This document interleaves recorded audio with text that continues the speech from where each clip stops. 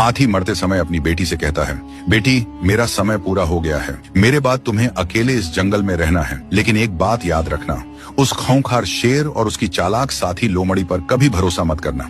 ये दोनों तुम्हें नुकसान पहुंचाने का कोई मौका हाथ से नहीं जाने देंगे। यह कहकर हाथी मर जाता है। बेचारी हथिनी की बेटी झारो कतार रोती है। जंगल के जानवर भी दुखी हो जाते हैं, लेकिन दूसरी तरफ लोमड़ी यह सब सुन लेती है और तुरंत शेर के पास जाकर खुशी से कहती है, बादशाह सलामत, हाथी अब नहीं रहा, उसकी बेटी अकेली है, अब आपका रास्ता साफ है। शेर यह सुनकर मुस्कुराता है। कुछ दिनों बाद हथिनी की बेटी एक नेक दिल हिरण से शादी कर लेती है, मगर शादी के दूसरे ही दिन हिरण एक जाल में फंसकर मर जाता है। यह खबर सुनते ही शेर लोमड़ी से कहता है, अब समय है इस बच्ची को मनहूस साबित करने का। लोमड़ी तुरंत काम पर लग जाती है। वह पहले खरगोश के पास जाकर कहती है, क्या तुमने देखा, पहले अपने बाप को खा गई, अब पति भी मर गया, ये मनहूस है। फिर वह तोते, बंदर और दूसरे जानवरों के पास जाकर यही कहती है। धीरे धीरे जंगल के सब जानवर उसके झांसे में आ जाते हैं। बेचारी हथिनी की बेटी अकेली और परेशान हो जाती है। एक दिन वह सब जानवरों को इकट्ठा करके कहती है, मैं तुम सब की तरह ही इस जंगल की बेटी हूँ। मेरे बाप ने अपनी जान तुम्हारे लिए कुर्बान की थी। अगर मैं मनहूस होती